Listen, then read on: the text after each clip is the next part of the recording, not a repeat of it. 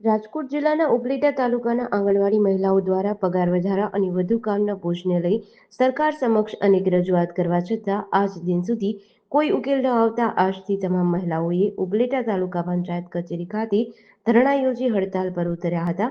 આંગણવાડી helper વર્કરના પગાર વધારા સહિત વધુ કામના બોજ અને પૂરતા બિલ સમયસર પાસ ન થતા ઉપલેટા તાલુકાના તમામ આંગણવાડી મહિલાઓ હડતાલ પર ઉતરી હતી. ઓનલાઈન અને ઓફલાઈન કાર્યો બંધ કરી કામો બંધ રાખ્યા હતા.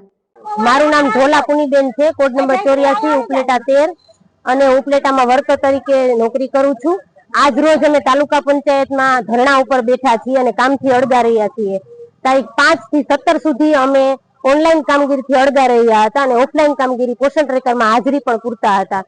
અને આજથી અમે હાજરી પણ પૂરવા નથી. તમામ ઓનલાઈન અને ઓફલાઈન કામગીરીથી અળગા રહેશું અને 2 દિવસ માટે અમે જિલ્લા પંચાયતમાં ધરણા ઉપર બેસવાના છીએ કે હાઈકોર્ટનો હુકમ આવી ગયો છે કે સરકાર અમારો પગાર વધારો, હેલ્પર વર્કરનો પગાર વધારો કરવાની છે કે એક દિવસનું જે સરકારે મહેનતાણું નક્કી કર્યું છે એ પણ અમને કમસે કમ આપતા નથી.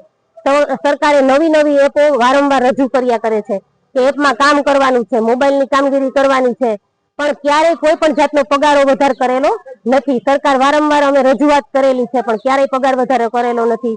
પછી અમે મંગળ દિવસની ઉજવણી કરીએ છીએ તો એના બિલ પણ અમને સમયસર મળતા નથી. મસાલા બિલ છે એ પણ અમને જે ઉચ્ચ ગુણવત્તા વાળી વસ્તુ હોય એ બજારમાંથી લઈ અને બાળકોને પીરસવાનું હોય તો એ પણ અમને મળતું નથી. તો સરકાર જો આવું વિચારે છે કે સારું કામ જોઈએ છીએ, બાળકોને સારામાં સારું પૂર્વ પ્રાથમિક શિક્ષણ જોઈએ છીએ, તો જો માતા યશોદાને એવોર્ડ આપતા હોય તો માતા યશોદાને પગારની પણ જરૂર હોય કે અમારે અમારા બાળકોનું ભરણપોષણ પણ કરવાનું હોય છે. તો સવારથી સાંજ સુધી 6 થી 7 કલાકની નોકરી હોય છે પણ આખો દિવસ અમે મોબાઈલની કામગીરીમાં જ પડ્યા રહ્યા છીએ. જે બાળકોને પૂર્વ પ્રાથમિક શિક્ષણ આપવાનું હોય છે એ અમે આપી શકતા નથી.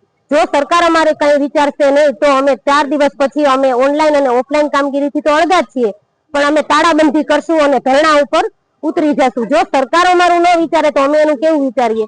કારણ કે એને વેકેશન હોય તોય જે ઉચ્ચ કર્મચારી હોય એને વેકેશન મળે છે. અમને અમારા હેલ્પર વર્કર બંનેને ટાઈમમાં એવી રીતના વેકેશન પણ નથી મળતું, પૂરો પગાર નથી મળતો, પૂરો વસ્તુ આગળની જે આપવાની હોય અને પછી જ ઉજવણી કરવાની તો એ બિલો પણ અમને સમયસર નથી મળતા.